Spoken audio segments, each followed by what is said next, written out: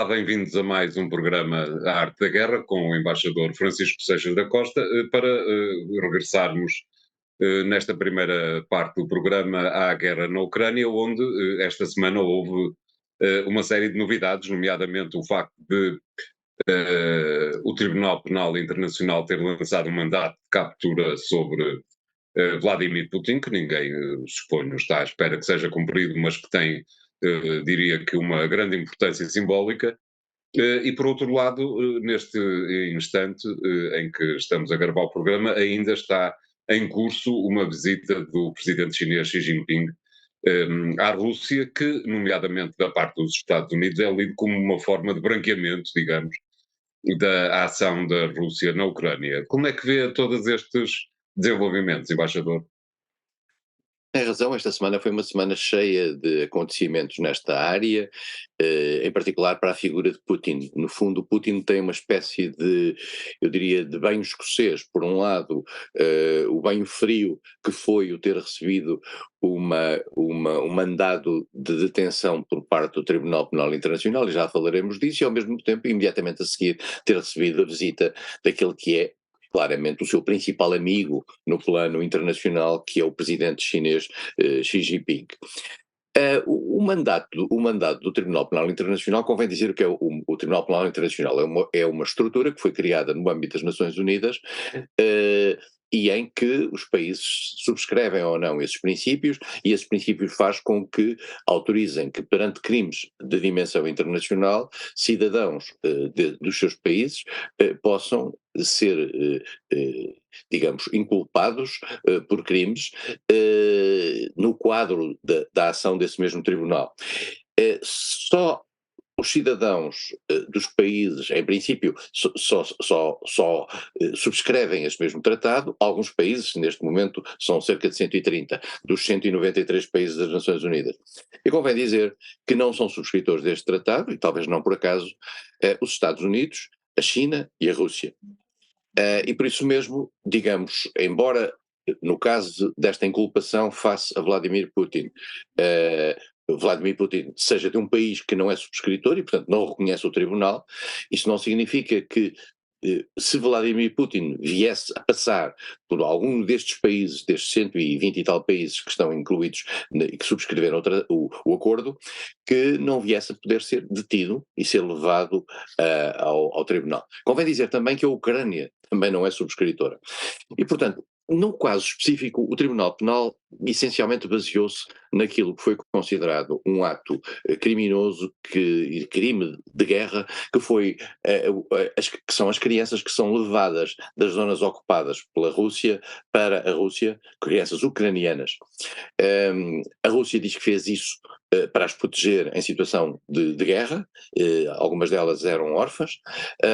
O acusador internacional considera não apenas a culpabilidade de Putin, mas também da provedora das crianças da Rússia, que no fundo é a titular prática desse ato. E este ato foi visto pela comunidade internacional como um ato de guerra, portanto, neste momento, esse mandato, que, como o António referiu, tem escassíssimas possibilidades de ser aplicado, mas funciona como um elemento de natureza simbólica na condenação desta. Que há várias outras questões que eventualmente podem ser levadas no quadro do Tribunal Penal Internacional. Há várias outras questões que têm a ver com as agressões, que têm a ver com os ataques a zonas civis em tempo de guerra, etc. Está aqui, e particularmente aquele ataque de Bucha, aquele famoso massacre de Bucha, que está em investigação por parte do Tribunal Penal Internacional. Não vale a pena deixar de dizer que esta atitude do Tribunal Penal, tendo ela própria a consciência de que não terá grandes consequências práticas, funciona como um elemento de natureza política e, de certo modo, o Tribunal Penal Internacional coloca-se um pouco ao lado, digamos, da Ucrânia e dos países que apoiam a Ucrânia, e cumpre aqui um papel um bocadinho para além da questão jurídica e claramente no terreno político. Precisamente porque sabe que este tipo de crimes, a confirmarem, são crimes da maior gravidade e a comunidade internacional e as opiniões públicas internacionais reagem negativamente a isto. Para Putin, vamos ser claros, esta imputação é extremamente negativa em termos reputacionais, em termos da própria imagem de um Presidente da República, de um Presidente da Rússia, da Federação Russa. E, portanto, estamos. Digamos que já tardava esta decisão do tribunal, isto é, podia ter acontecido uns bons meses antes, não é? Podia, com base até noutros argumentos, que não Exato. necessariamente este. Este, eu acho que foi utilizado como algo que toca muito fundo o sentimento das pessoas, que é a questão das crianças e o levar crianças, e mais do que isso, a Rússia fez outra coisa que, a meu ver, extremamente negativa, que é expô-las, filmá-las, em cenas de recepção política, e mais do que isso, outro dia uma dessas crianças foi usada até num comício público na Rússia. Isto é, a utilização das crianças em teatro de guerra são situações da maior gravidade. E, portanto, de certa maneira, o procurador do Tribunal Penal Internacional soube que ia buscar exatamente esta questão, sabendo que ela era mais chocante. Não obstante toda esta polémica à volta de Putin e do seu isolamento no plano internacional, Xi Jinping, que tinha marcado uma visita à Rússia, fez a visita à Rússia. No momento em que falamos ainda não acabou essa mesma visita à Rússia. Xi Jinping, uma visita longa de 3 dias, que quis claramente marcar o apoio de natureza de cooperação internacional entre a Rússia e a China. Xi Jinping não abriu muito as cartas até ao momento, mesmo na própria conferência de imprensa final entre Putin e Xi Jinping, as coisas ficaram muito no vago. A sensação que se tem é que a China não quer perder a oportunidade de sublinhar aquilo que já tínhamos falado aqui na semana passada, ou há 2 semanas, que é a possibilidade de levar à prática o famoso plano de paz, que na realidade é um conjunto de princípios, como Xi Jinping, aliás, disse durante a conferência de imprensa, que Xi Jinping procura colar à Carta das Nações Unidas. Há coisas naquele processo de paz que são simpáticas para a Ucrânia, numa certa leitura, e há coisas que podem não ser simpáticas. Uma delas é, por exemplo, a suspensão das sanções. E é evidente que a Ucrânia nunca quererá a não suspensão das sanções. Agora, pois o problema de saber o que é que isto avança? No plano prático e no plano bilateral, claramente há um plano de cooperação económica entre a Rússia e a China que vai avançar. Foi anunciado, aliás, um gasoduto, etc. Portanto, a cooperação económica e o apoio económico da China à Rússia, e mais do que isso, até a substituição na Rússia de vários agentes de natureza económica que tinham sido em áreas que tinham sido abandonadas pelos países ocidentais, a China vai substituir-se a esses países, e portanto a China aí tem uma atitude que manifestamente é desagradável para os países ocidentais. E este ponto é claro. No tocante à negociação, Xi Jinping está prevista, no momento em que falamos, uma conversa à distância entre Xi Jinping e Zelensky, e vamos ver se como é que Zelensky vê digamos, esta abordagem e a tentativa da China se colocar como medianeiro ou interlocutor ou tentativa de fazer a ponte, quando a China acaba de fazer um grande gesto de aproximação à Rússia. E, portanto, isto para Zelensky não é o melhor.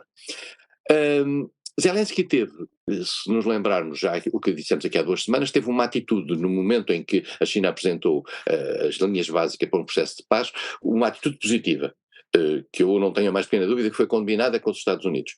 Claro.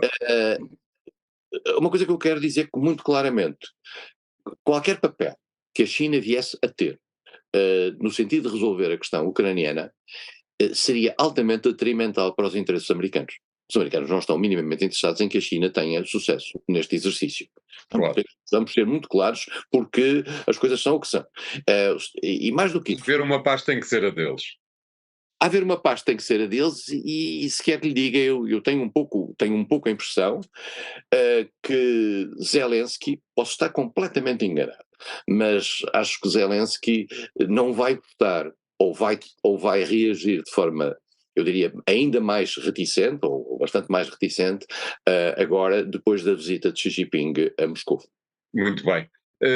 Desse ponto de vista, ainda e para uma resposta rápida, embaixador, a China ainda assim ganha no palco internacional relativamente àquilo que é a disputa com os Estados Unidos? Já tinha ganho naquela questão que referimos outro dia, por exemplo, a Exato. mediação entre a Arábia Saudita e o Irão. Exatamente. que os americanos também não gostaram. Aliás, há declarações públicas relativamente a isso, porque os americanos começam a ver fugir aquilo que era o seu papel na região, mas aí a culpa é dos americanos que se afastaram, por Claro. exemplo, no quadro do Irão. Veremos como é que jogará com Israel neste contexto.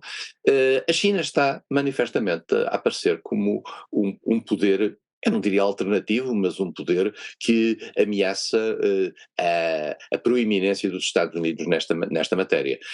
A China, curiosamente, vale a pena dizê-lo, para quem não está atento às questões internacionais em detalhe, a China ao longo destas últimas décadas, sob o ponto de vista internacional, de visibilidade, no quadro do Conselho de Segurança, etc., foi sempre um país muito sereno, muito pouco ativo, quase sempre seguia a Rússia, quase sempre se juntava ao chamado Sul, no quadro do grupo dos 77 nas Nações Unidas, mas nunca apareceu extremamente ativo. Isto é uma nova China.